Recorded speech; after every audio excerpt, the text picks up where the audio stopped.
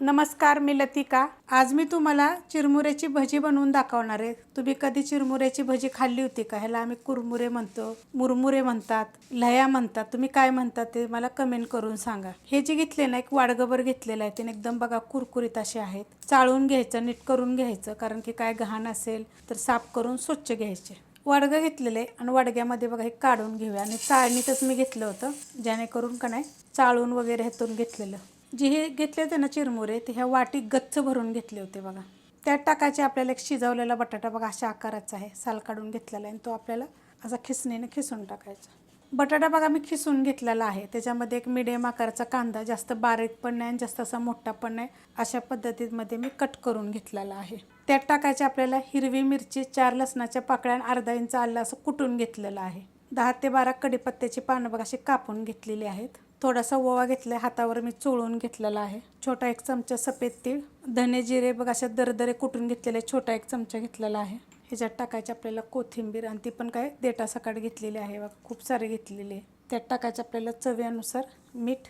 आता ह्यात काय करायचं, आपल्याला बेसन पीठ टाकायचं। तर ह्या चमच्याच्या मापानं बघा 2 चमचे पहिले बेसन पीठ टाकून घेतलेलं। ह्यातलं काय करायचं माहिती आहे का, 1 चमचा बेसन पीठ आणि 1 चमचा तांदळाचं पीठ जरी घेतलं तरी चालेल। तर हे पहिलं आपल्याला मिक्स करून घ्यायचे।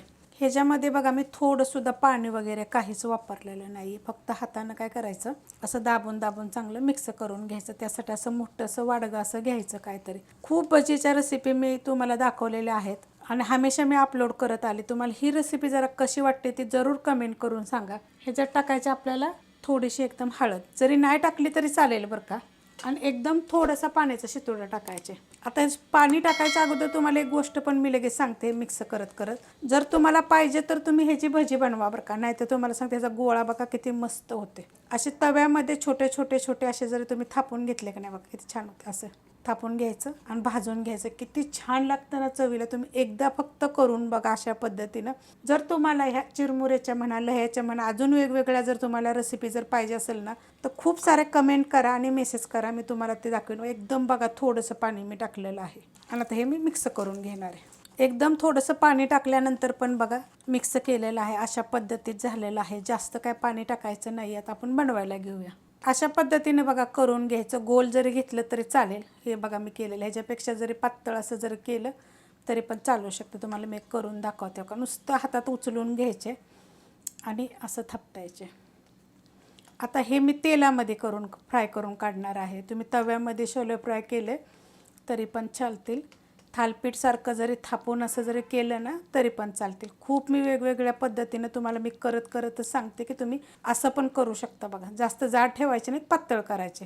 तेल बघा चांगलं कडक गरम झालेलं आहे। आता त्याच्यामध्ये आपण सोडून घेऊया अशा पद्धतीनं। आता तुम्ही मला विचाराल की तेलकट होतात का, तर बिलकुल तेलकट होत नाहीत, एकदम मस्त असे होतात, कुरकुरीत, एकदम खायला पण छान आणि चवीला पण छान। लगेच हलवायचे नाही आहेत, 1 मिनिट झाला का नाही की मग पलटी करायची। पलटी करून घेऊया अशा पद्धतीमध्ये। आणि आपल्याला ह्याला काय करायचे, गोल्डन कलरवर फ्राय करून घ्यायचे। मस्त बघा असा गोल्डन कलर आलेला आहे, अशा पद्धतीत चांगले फ्राय करून घ्यायचे।